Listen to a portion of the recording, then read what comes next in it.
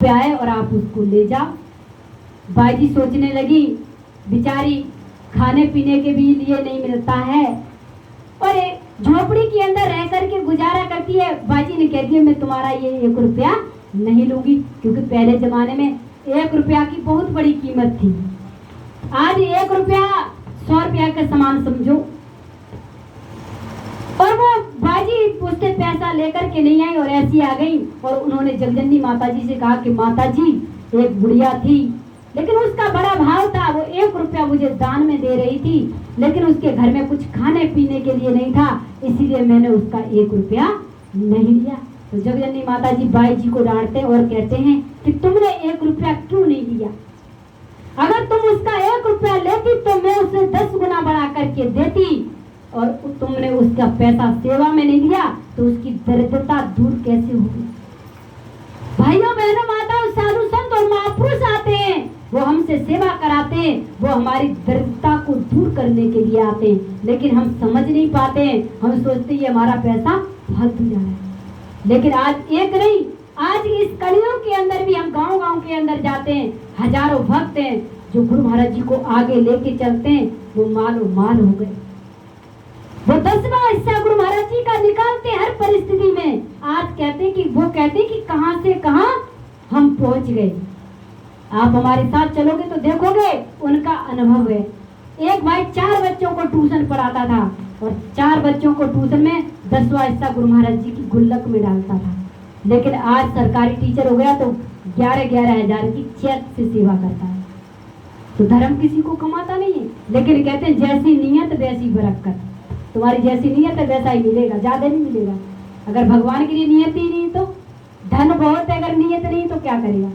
भाइयों बहनों माताओं, तो इसलिए संत महापुरुष हम जीवों को समझाने के लिए आते हैं कि ये भक्ति करने के लिए हम सभी को जीवन मिला है, तो हम तन और मन और धन से खूब सेवा करें।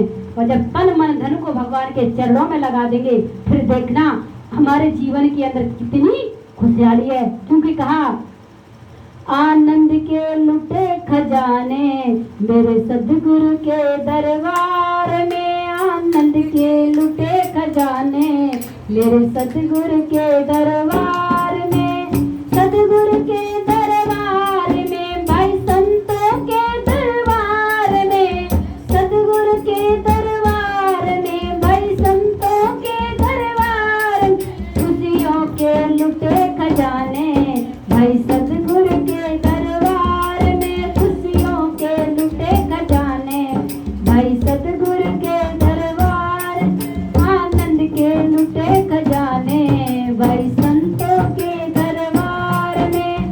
धन में सुख ढूंढने वाले तुम धनवानों से पूछ लो, धन में सुख ढूंढने वाले तुम धनवानों से पूछ लो, गोपियों रहते हम सुखी नहीं संसार में, गोपियों कहते रहते हम सुखी नहीं संसार में, खुशियों के लुटे खजाने भाई सदगुरु के दरबार, आनंद के लुटे खजाने भाई सदगुरु के दरबार में, सदगुरु के दरबार में, भाई संतों के दरबार में, सदगुरु के दरबार में, भाई संतों के दरबार, आनंद के लुटे खजाने भाई संतों के दरबार में, आनंद के लुटे खजाने भाई संतों के दरबार।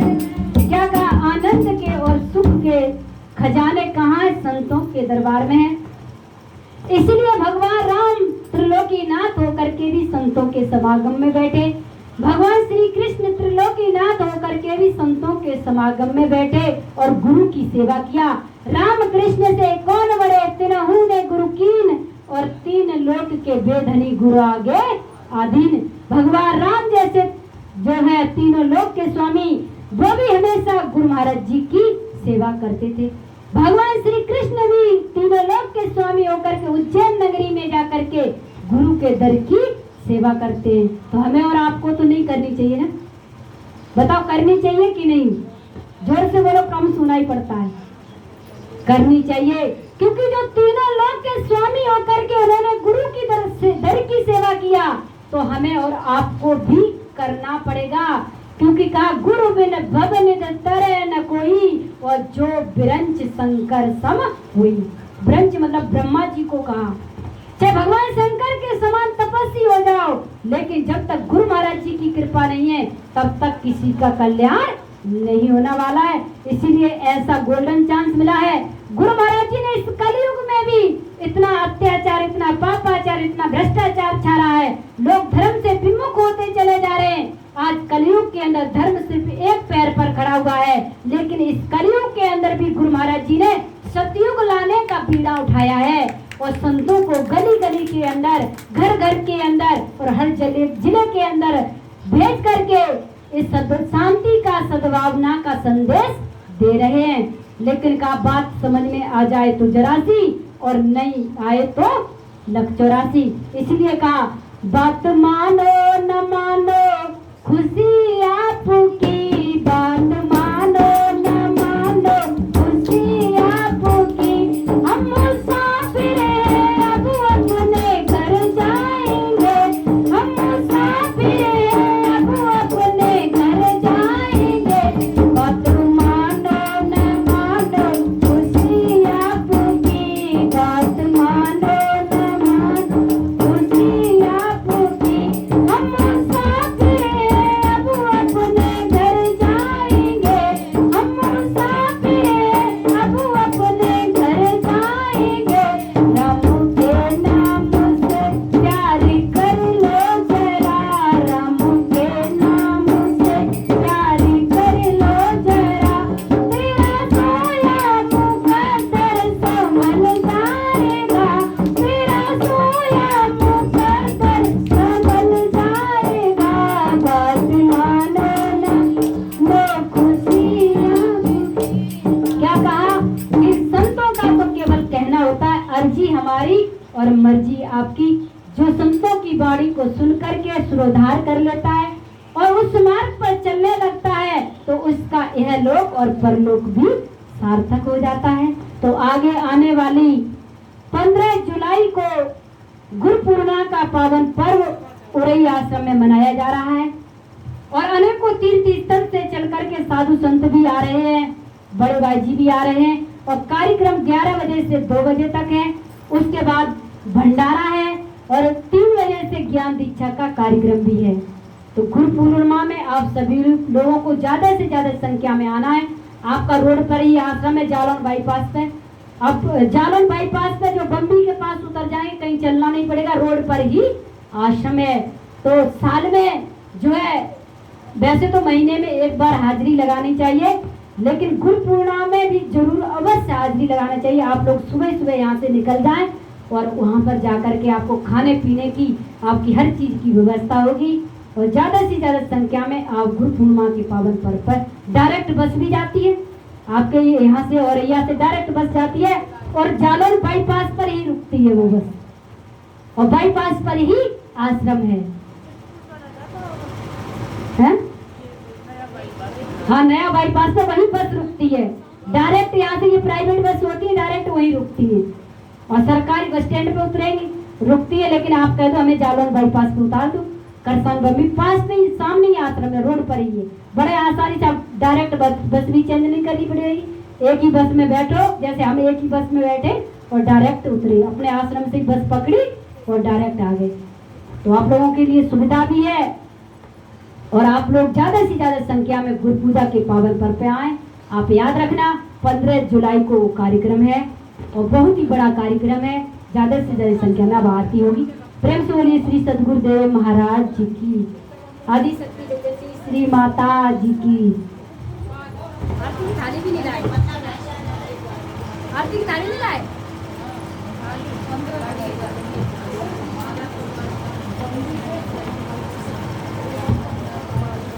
ध्यान मूलम गुरुमूर्ति, पूजा मूलम गुरुपादुका, मंत्र मूलम गुरुर्वाक्यम, मोक्ष मूलम गुरु कृपा।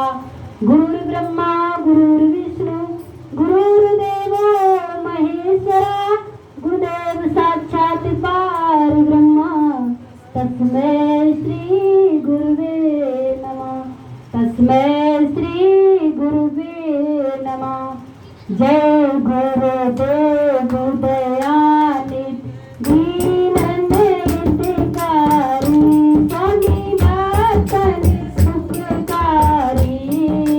जय जय मोह विनाशक, जय जय सिंह विनाशक, भगवंदन हारी। जय देव जय सद्गुरुदेव, चार वेद छह शास्त्र सब में दर्शाया, स्वामी सब में समझाया। शेष महेश रटत तेरा पार नहीं पाया। जय देव जय सद्गुरुदेव, पांच चोर के कारण नाम का बाण दिया, स्वामी शांति का ज्ञान दिया। प्रेम भक्ति से साधा, भाव भक्ति से बांधा, भवजल पार किया। जय देव जय सद्गुरुदेव, सतयुग त्रेता द्वापर नाना रूप लिया, स्वामी रूप अनेक लिया। कले काले भक्तन, कले काले संतन, श्री हंस अवतार लिया। जय देव जय सद्गुरुदेव, श्री सद्गुरुदेव की शरण में जो कोई नर आवे, प्रेम भाव सहित आवे। भव सागर से परि करे दुख बंधन से, बच कर परम गति पावे। जय देव जय सद्गुरुदेव, जय गुरुदेव दयानिध दीनन हितकारी, स्वामी भक्तन सुखकारी। जय जय मोह विनाशक, जय जय तिमिर विनाशक, भगवंदन हारी। जय देव जय सद्गुरुदेव, तुमेव माता च पिता तुमेव, तुमेव बंधु च सखा तुमेव, तुमेव विद्या द्रविणं तुमेव, तुमेव सर्वं मम देवदेव।